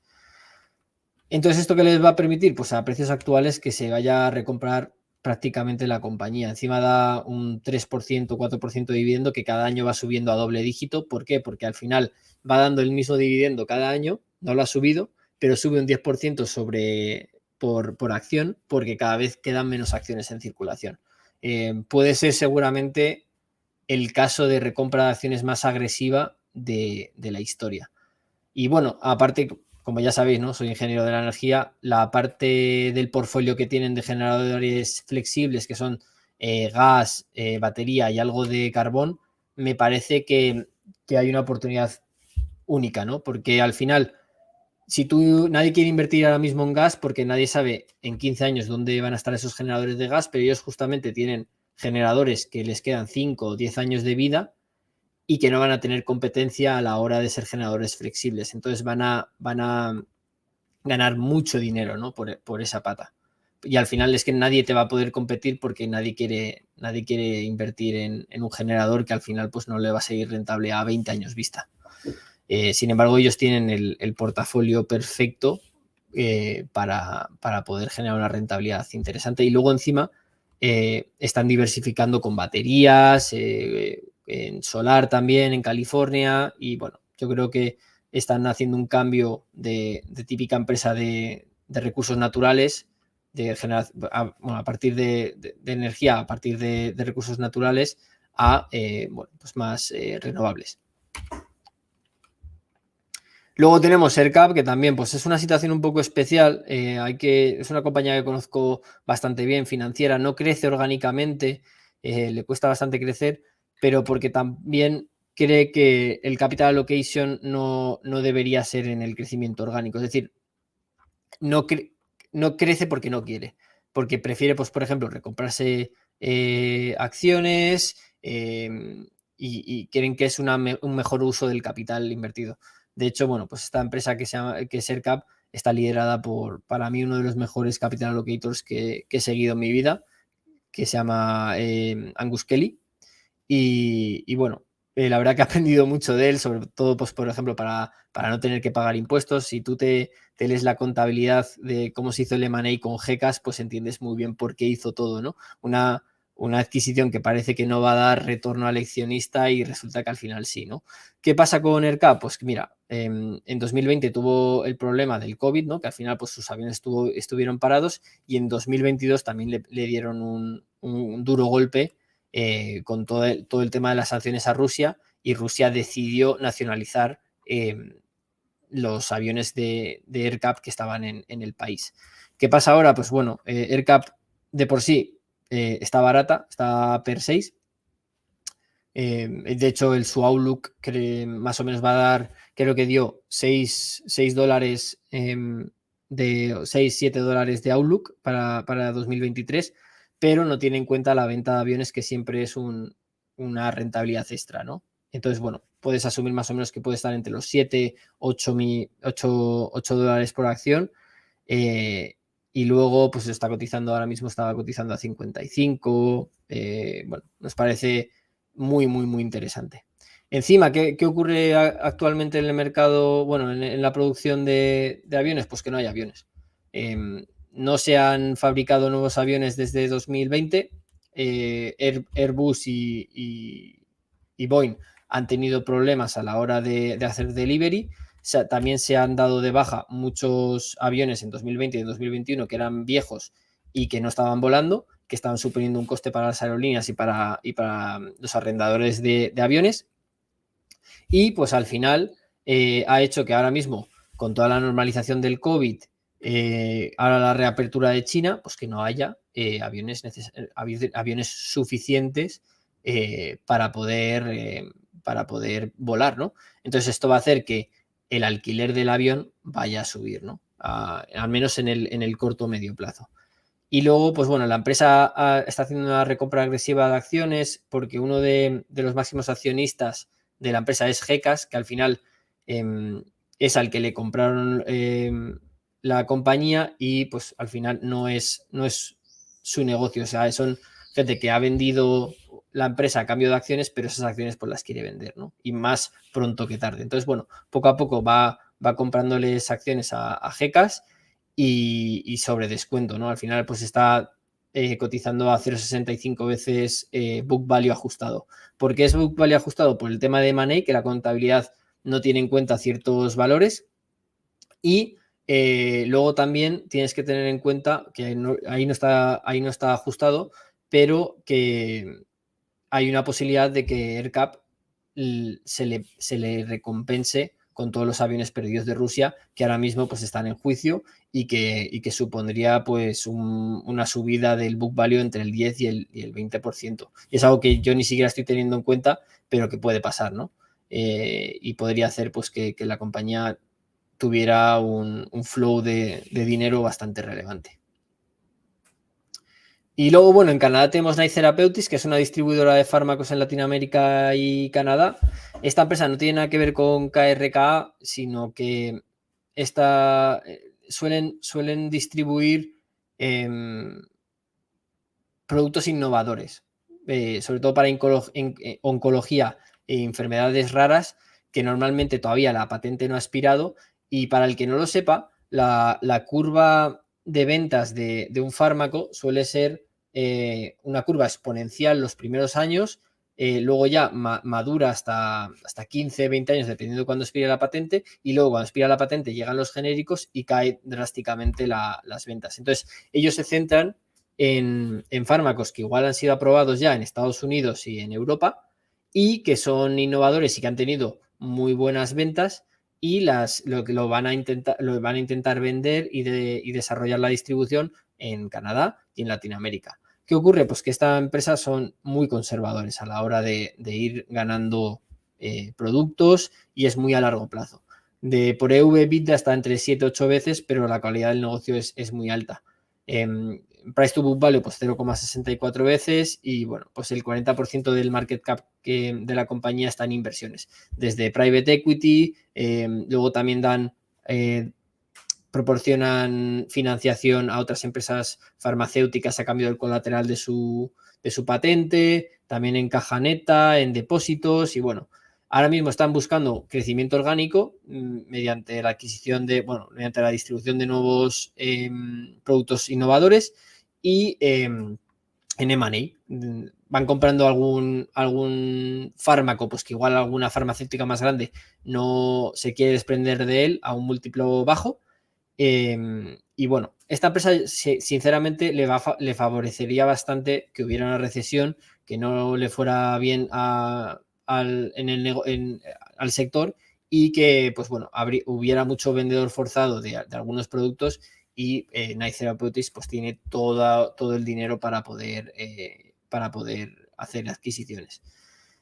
Y luego encima es una empresa que tiene mucha palanca operativa. Cada vez que va ganando productos, el margen les va subiendo. Entonces, bueno, simplemente es una empresa que hay que tener paciencia. Compraron un distribuidor justo en el peor momento posible, que fue en 2019, a finales de 2019, un distribuidor muy importante para toda Latinoamérica, y justo llegó el COVID. Entonces, la integración de ese distribuidor pues ha sido bastante compleja, ¿no? Es una empresa pues, que bueno, simplemente necesita paciencia. El año pasado se recompraron el 5% de las acciones, el año anterior se recompraron el 10%, y bueno, van poco a poco recomprando acciones de manera bastante agresiva. Y luego, bueno, otra empresa también canadiense que se dedica, es una distribuidora de cremas para la piel, también tiene algo de manufacturing, tiene un poco de todo, pero siempre relacionado con las cremas, tanto de piel como, pues por ejemplo, para médicos. De hecho, es una empresa que son los dueños de una crema que sirve para adormecer, por ejemplo, la piel. Si tú necesitas una operación, un anestésico, pues es una crema que te la pones durante 10 minutos y hace pues que no sientas nada y puedas, pues, por ejemplo, removerte un tatuaje o tener una pequeña operación bastante local. Y bueno, es una empresa que también es un poco turnaround, es un poco parecida a Knight. Salió a cotizar en 2016, prácticamente solo tenía caja y un par de patentes, y bueno, el management ha conseguido poco a poco cambiar totalmente la compañía. El manufacturing es ahora una parte muy relevante de la empresa. Sí que la parte de lo que he comentado de la crema, en la cual tienen la patente, no ha resultado lo bien que parecía ser, pero bueno, es una empresa que al final, entre caja neta y working capital, tiene en torno a 14 millones y cotiza 12 ahora mismo. Entonces, bueno, creemos que es bastante buena opción, y está buscando el crecimiento orgánico y M&A. Con ese dinero, pues si vienen mal dadas, pues podrá comprar otras empresas, ¿no? Y bueno, la última, que es Oceanía, un 3%.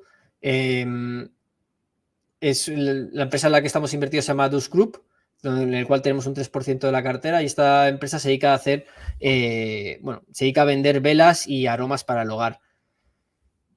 seguramente la mayoría de los chicos que me estén escuchando dirán, joder, ¿quién se compra velas? ¿O quién compra cosas aromáticas?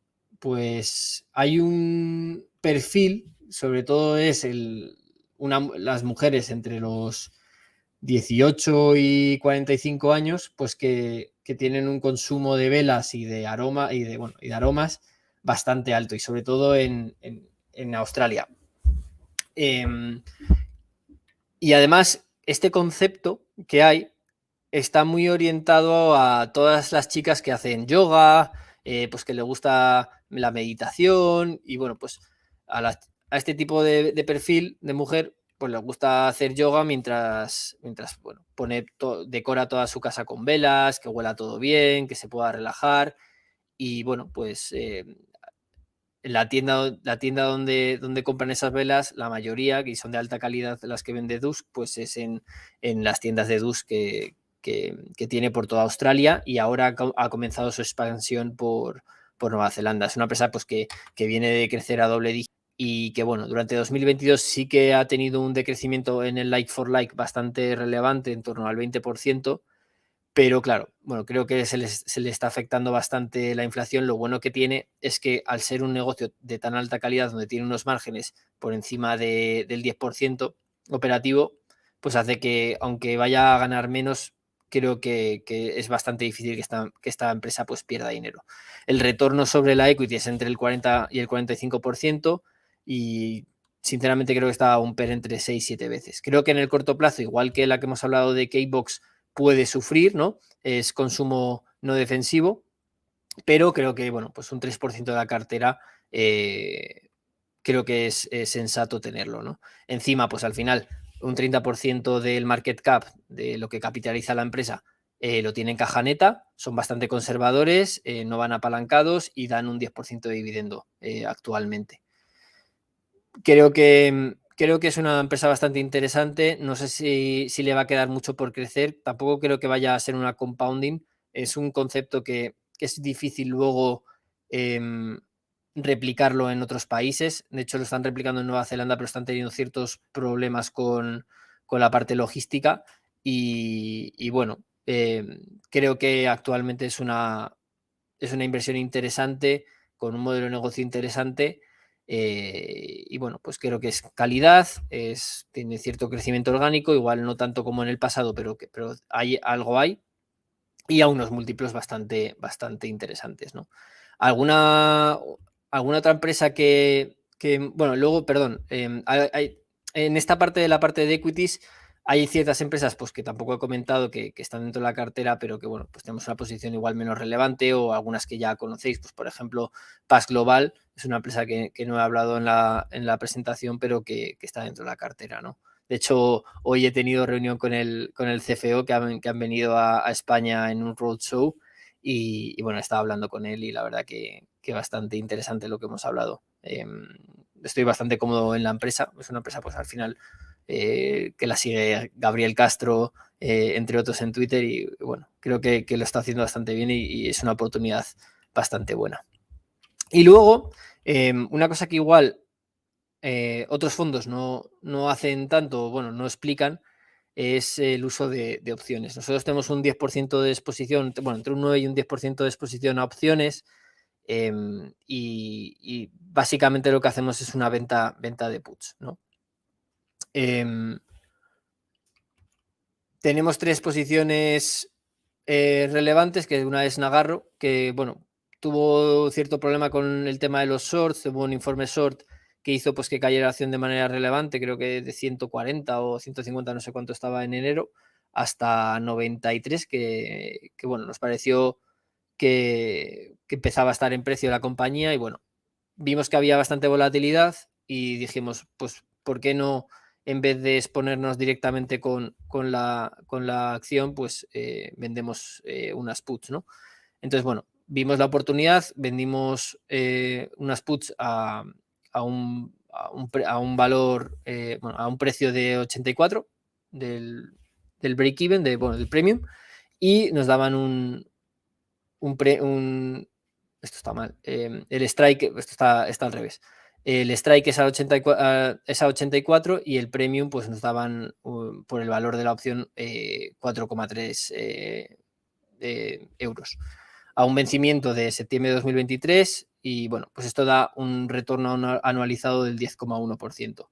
¿Qué pasa? Que ese dinero que nosotros tenemos comprometido lo fijamos a septiembre de 2023 también a una letra en euros, como puede ser pues, las letras en España, en Alemania, en Italia, en Francia, y esto da una rentabilidad en torno al 3%.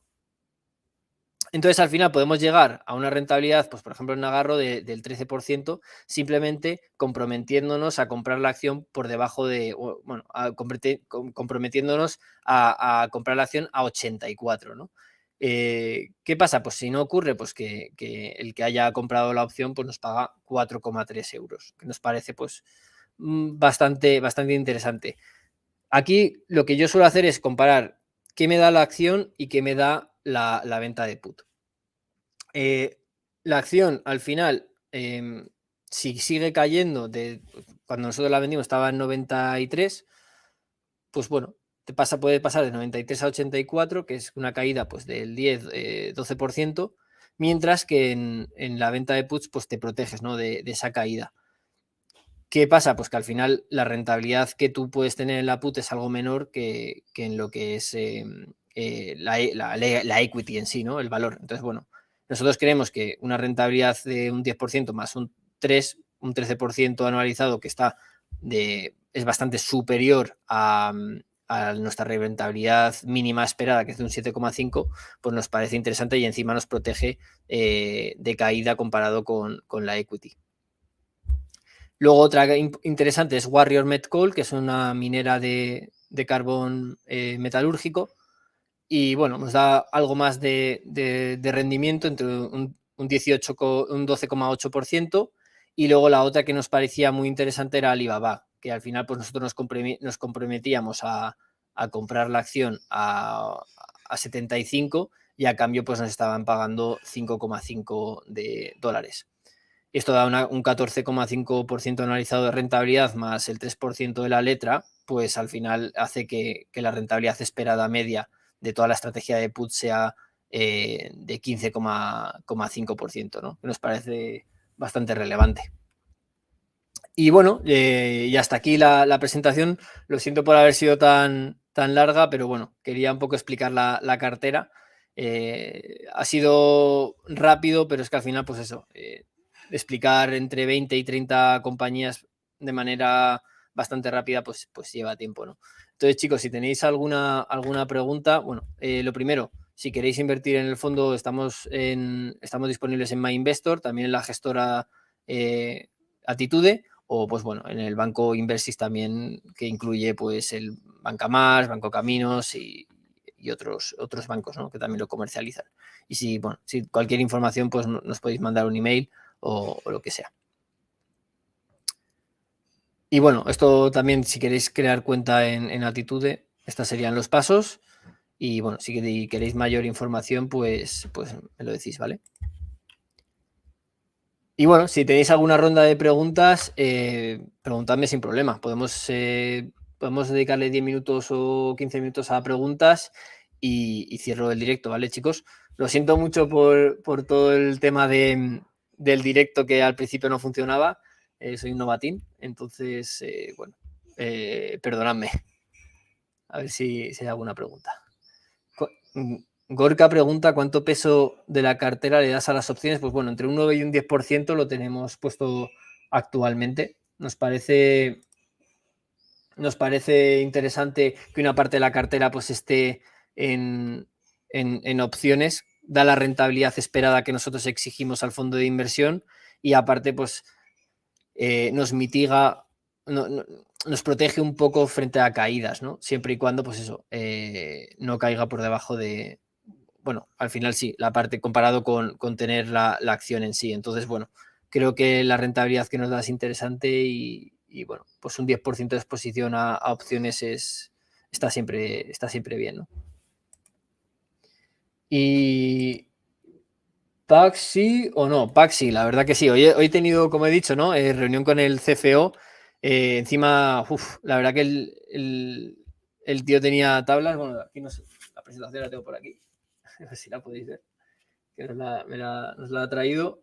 Y he estado reunido con el IR y con el CFO, que han venido a vernos, a Gabriel y a otros fondos que tenemos posición. Y la verdad que el CFO Ethan me parece muy bueno, o sea, tiene las cosas claras, sabe lo bueno que tiene la compañía, lo malo, sabe dónde tiene que trabajar tecnológicamente en Capital Allocation también. Y la verdad que estoy bastante cómodo con ella. Aparte, pues bueno, Pax está dando un 5% de dividendos, si mal no recuerdo, con caja neta, recomprando, pues bueno, podía recomprar más, sí, pero bueno, pues al final tiene un equipo directivo y unos directores que son bastante conservadores y son bastante mayores y bueno, pues al final no entienden tanto como las nuevas generaciones lo que es una recompra de acción, pero bueno, poco a poco yo creo que van aumentando el payout rate y luego también las recompras y bueno, simplemente hay que ser pacientes. A ver qué más preguntas hay por aquí.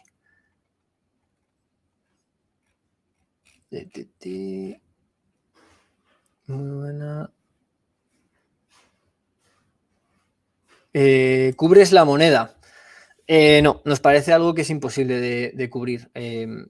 ¿Por qué? Porque, por ejemplo, si queréis cubrir Facebook, pues Facebook al final tiene un 30%, no, un 50-60% de exposición a dólares, un 30% a euros, un 20% a emerging markets y al final, si tú quieres hacer un hedge perfecto de la moneda, pues tienes que irte compañía a compañía y sinceramente nos parece imposible y luego aparte creo que tampoco aporta. Nosotros, nuestro benchmark es el MSCI World, invertimos en todo el mundo, ahora sí que tenemos pues más exposición en Europa y Asia comparado con Norteamérica, pero bueno, yo creo que tenemos un portafolio bastante diversificado en términos de moneda y yo creo que no hay un riesgo excesivo, ¿no? Porque no tenemos especial exposición a ninguna moneda en especial.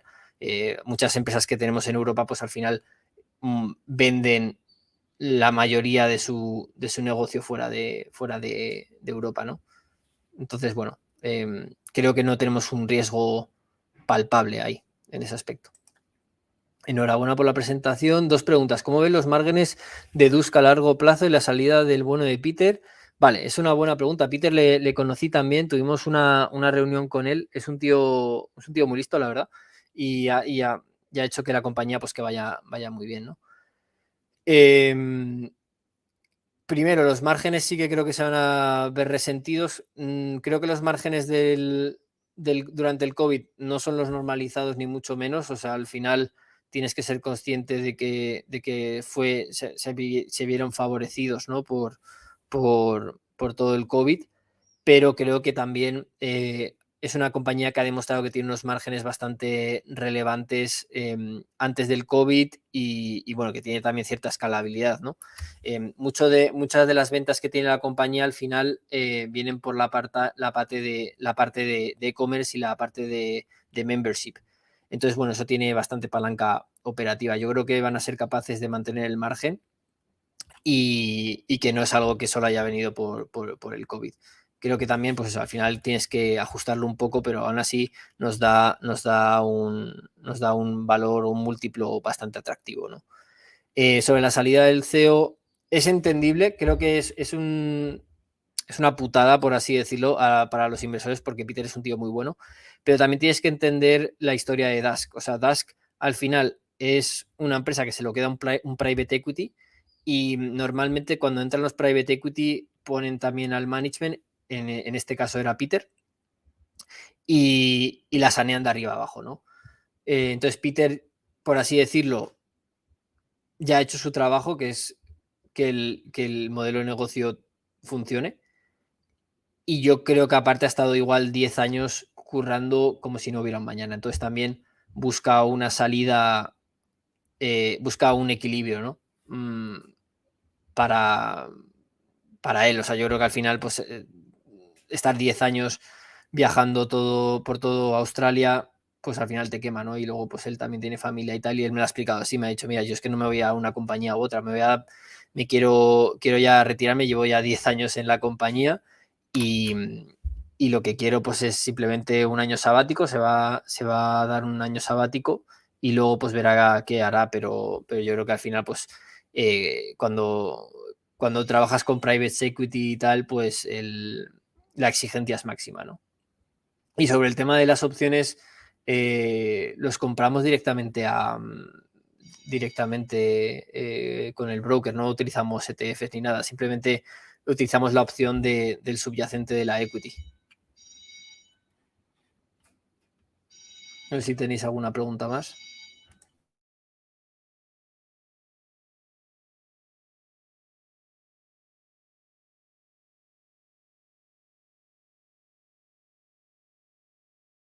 Por cierto, quiero agradecer al Club del Value que me ha dejado su cuenta para poder hacer el directo porque no me funcionaba no me funcionaba el directo de YouTube y me ha dejado su cuenta para poder hacer el directo. Así que muchas gracias a Crevix y a Gabriel Castro, a Ayuso y a Carlos Santiso. A ver, otra pregunta ahí de Agustín. Me parece muy interesante la parte de las cadenas de los restaurantes con la actual apertura de China. No debe retrasarse mucho más la vuelta a la normalidad, ¿no? No, de hecho, se lo he preguntado hoy al CFO de Pax. Le he dicho, oye, ¿cómo va todo el tema en Asia Pacífico? Me dijo, la gente ya no habla de COVID, la gente lo ha normalizado, la gente está empezando a consumir como consumía antes y no hay miedo dentro de la sociedad al COVID y poco a poco pues se va normalizando todo. Otro tema bastante importante para la parte de restauración y especialmente la de Hong Kong es la importancia que tiene el turismo, ¿no? Entonces, a Hong Kong han estado 3 años sin haber prácticamente vuelos y ahora está empezando a reabrirse. Mucha gente que va a Hong Kong pues son chinos, que vienen, pues, por ejemplo, de Shenzhen, de Macao, etcétera, y, y viajan a Hong Kong pues para un par de días y bueno, yo creo que al final esa reapertura se va a ver favorecida, al menos yo creo que en el corto o en el medio plazo. ¿No te gusta alguna IT polaca para la cartera? Tenemos posición en Macolab, no de manera muy relevante, creo que es un 1%, 2% como mucho del fondo. ¿Por qué? Porque al final es una empresa que es muy, muy líquida. Así como sí que hemos podido crear una posición bastante relevante en Toya o en Delco, que Delco, pues, por ejemplo, no tenía mucha liquidez al principio, pero la verdad que sí que hemos encontrado bloques.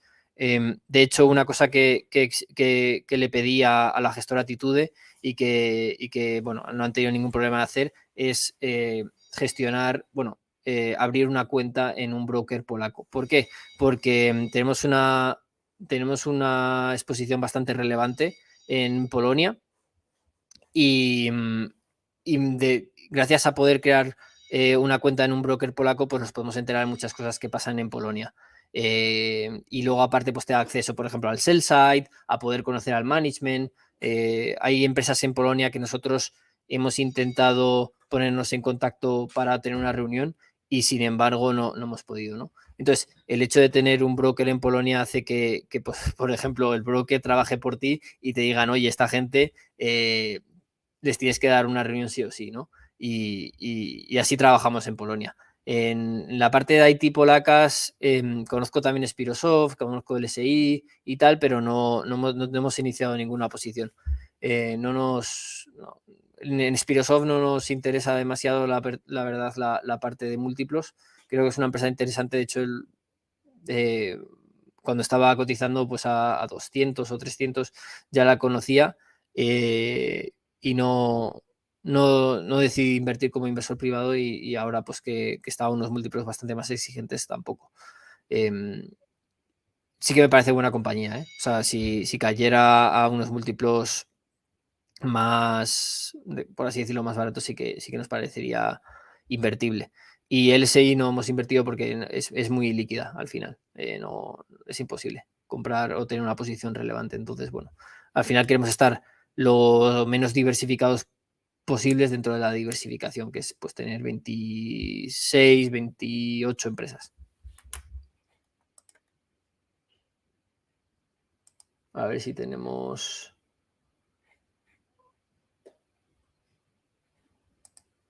¿alguna pregunta más? Además de Itelink. ¿Alguna? No. No, Fiera, yo sé que tienes alguna posición en, en consultoras italianas. Las tengo en seguimiento, pero a día de hoy no son invertibles. Creo que es más interesante pues empresas como Itelink. De hecho, una que no he contado que sí que es consultora que iniciamos posición hace poco con toda la caída fue Nagarro. No solo la parte de puts que vendimos, pero también compramos un 2% en Nagarro cuando cayó a 93, también a la vez que vendimos las puts. Y lo que hicimos con Nagarro fue un poco más fue también interesante. Aparte de comprarnos la equity, vendimos calls a 120 a septiembre. ¿Por qué? Porque nosotros a 120 sí que nos desharíamos de la posición del 2% de Nagarro. Por ese compromiso de vender Nagarro a 120 en septiembre nos pagaban 4 euros y decidimos venderlas. Entonces, bueno, pues es una rentabilidad extra que podemos tener. Y bueno, la verdad que sacó resultados la semana pasada, si mal no recuerdo, bastante buenos, encima pues con una recompra de acciones. El short report, la verdad que era estúpido. Es el típico short report que podrías cambiar Nagarro por cualquier nombre de cualquier empresa consultora y también funcionaría. Y otra empresa que tenemos alrededor de un 2% es Mastech, bueno, no, un poco menos del 2%, se llama Mastech Digital. Esta empresa es americana, pero mucha parte del negocio viene de la India. No es tan alta calidad como Nagarro, pero bueno, pues últimamente no sé si ha habido alguien que ha empezado a vender bloques y ha hecho que la acción caiga de manera abrupta, pero bueno, hemos empezado compramos creo que a 12 y seguimos ampliando a 8,8, creo que ha sido la última compra. Mastech Digital, que es una empresa que creo que cotiza 100 millones en market cap y tiene 32, 35 en caja neta, ajustándolo por working capital. Si coges working capital con la caja que tiene, pues alrededor del 30% de la compañía la tiene en caja. Y bueno, creo que es una empresa que va a sufrir un poco más que el resto de consultoras en el corto plazo, pero yo creo que va a ir bien, ¿eh? Yo creo que es una buena empresa. De hecho, están recomprando acciones, lo anunciaron en los últimos resultados de la compañía. Y bueno, la verdad que bueno, tenemos una exposición decente en consultoras. También es algo que conocemos bastante bien. En su día, pues yo invertí en Humanis,